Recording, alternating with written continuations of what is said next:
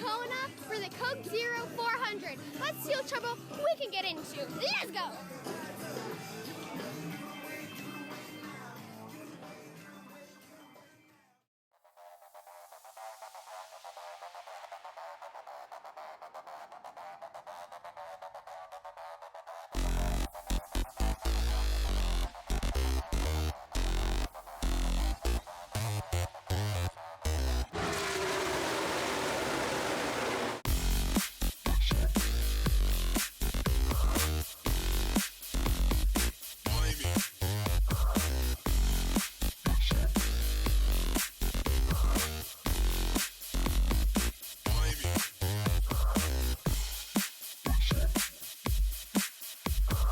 It's time for another On the Spot. On the Spot. You come up in your career after the IndyCar split. There's a long list of names who could have easily been an IndyCar. A lot of young drivers chose NASCAR as their path at that time. Did you have dreams of being anywhere else, or is NASCAR where you always wanted to be? No, IndyCar was my dream, especially growing up on the West Coast. Chevrolet found me when I was 15 and started grooming my career and grooming me, bringing me along. And we were looking at Trans Am and Indy Lights, and then to take me to IndyCar. What really changed things for me was, I guess it's kind of like late 90s. Chevrolet decided to pull out of IndyCar at that point in time. They didn't make a car that looked like that, or didn't, and also didn't have an engine to market in that series, so they pulled. And when they pulled, my only option was NASCAR. And thankfully, they thought highly enough of me to suggest me moving to North Carolina and pursue a NASCAR career, and then it turned out. Yeah, I mean, I had, I guess, a small opportunity to go that direction of IndyCar in 2011, but everybody that I looked up to racing was racing in the Cup Series over here, so I think when you're young, you want to grow up and do what your heroes did, so that's probably the main reason why I chose NASCAR, and, their season's longer, they race more, and they race for more money too, so that's probably why I chose NASCAR. It makes sense that you were with Penske, but why not an IndyCar? Do you ever want to race a full schedule? I think it'd be really awesome to. In my career, I've done a lot of racing in a lot of different types of cars, and like you said, I started out doing some open wheel racing and some road course racing, but I've built a great relationship with Ford, and my opportunities have just led me here. I mean, I've always gone with the mentality that a race car driver can't be choosy.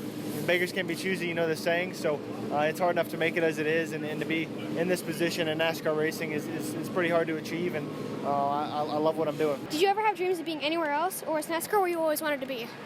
I would say NASCAR was pretty much all I wanted to do.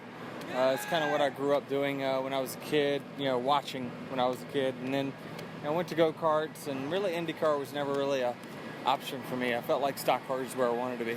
I've only ever wanted to be a NASCAR driver. I looked at IndyCar for a little bit and realized that it probably wasn't for me, but if it got me here, then I would have taken that path. But I had something open up, an opportunity at Penske a long time ago, and always, like I said, wanted to be a stock car driver and feel blessed to be able to live out my dream. I grew up in a stock car family, and my dad raced late models, and that was the easiest thing for me to race when I was little.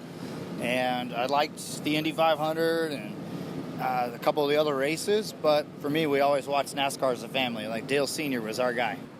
I actually grew up racing motorcycles, raced it all the way through the amateur ranks of motocross, and all my dreams and aspirations were on two wheels. All my heroes were on two wheels. Rick Johnson, Jeff Ward, all the guys that I grew up idolizing on two wheels of motocross.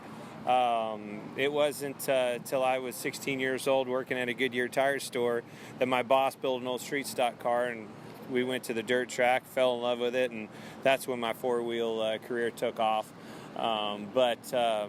Yeah, man, no IndyCar for me. As soon as I started racing on four wheels and going to, dirt tracks and short tracks through the Midwest, it was all about NASCAR from there. That was my dream. You're one of the few current NASCAR drivers who have tested IndyCar thanks to Tim Cindric.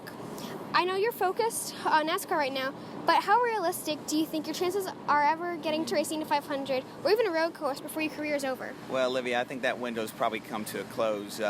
There's no real opportunities because, the Penske IndyCar team is Chevrolet, and of course at the NASCAR side we compete in Fords.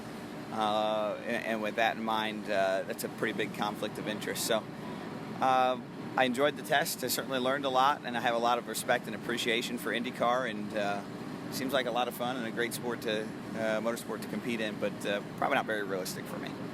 You'd still race an IndyCar if it was on a road course? Absolutely. Yeah. Yeah. I had a chance to drive Fernando Alonso's Formula One car in November in Bahrain, and that was my first open wheel experience, and it just blew my mind. Like, I have to do that again somehow. There's no way I'll get in a Formula One car again. I don't think that opportunity would ever come my way, but IndyCar, I think I can make something happen there, and definitely looking at it for the future. Well, that's it here with my weekend with NASCAR. Thanks to Trevor Gavin from NBC. It's been so awesome. Thank you to all the drivers for letting me interview them, and I'll see you guys in the next one. Make sure you smash the subscribe button, like, and share. See you guys!